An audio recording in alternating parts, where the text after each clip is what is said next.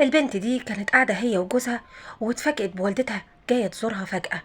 فأول ما شافتها وشافت الشنطة اللي في إيديها قلقت، سلمت عليها وقالت لها: خير يا ماما؟ قالت لها: في الحقيقة يا بنتي، البيت اللي أنا قاعدة فيه السقف وقع ومحتاج صيانة، فأنا مضطرة أجي أقعد معاكي كام يوم لغاية لما أصلح البيت وأرجع أعيش فيه تاني. فهنا البنت قالت لها: طبعا، ده انت لو عايزة تعيشي العمر كله معايا أهلا وسهلا بيكي، ده بيتك. جوزها قام وسلم على حماته واخد منها الشنطة ورحب بيها جدا، وقال لها: اتفضلي يا حماتي، ده لو ما شلتكيش الأرض نشيلك احنا فوق راسنا. فهنا الأم قالت لهم: يعني أنا مش هضايقكم في قعدتي؟ فالبنت قالت لها: لا طبعا يا أمي، ده بيتك وده مكانك، وانتي أمي وأمه في نفس الوقت. جوز بنتها عزم عليها بفاكهة، فالبنت قالت لوالدتها: معلش يا أمي، أنا مضطرة أسيبك وأرجع الشغل، بس وعد مني ليكي، أول ما هرجع بالليل هاخدك ونشتري لبس جديد، وكمان هعزمك على عشاء بره.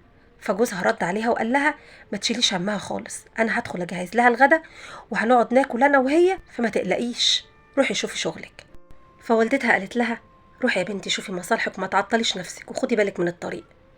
البنت مشيت ولسه هتروح تركب عربيتها، افتكرت انها نسيت المفتاح، فرجعت علشان تاخد المفتاح.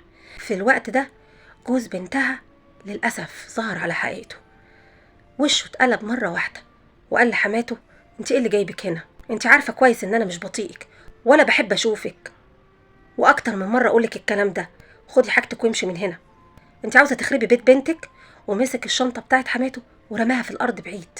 الام اتضايقت من جوز بنتها واخدت شنطتها ولسه ماشية لقت بنتها قدامها. بنتها قالت لها: رايحة فين يا ماما؟ قالت لها: انا ماشية يا بنتي، راجعة بيتي. انت ايه اللي رجعك؟ قالت لها: انا نسيت المفتاح. استنيني هنا يا ماما دقيقة واحدة. البنت سمعت كل الكلام اللي قاله جوزها لوالدتها.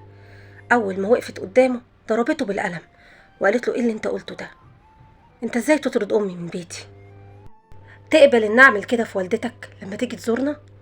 امي دي ضحت كتير علشاني، وبيتي بيتها قبل ما يكون بيتك. وعاوزة اقول لك كلمتين: انت تتعوض لكن الام ما تتعوضش، انا وانت لازم نتطلق. فهنا الام قالت لها: خلاص يا بنتي، انا مش جايه عشان اخرب لك بيتك.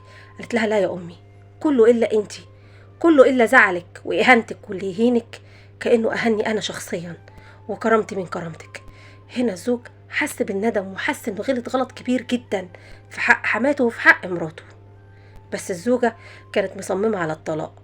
فايه رايكم في قرار الزوجه؟ تتطلق ولا تديله فرصه تانية؟ منتظره ردكم في التعليقات، وصلوا على النبي.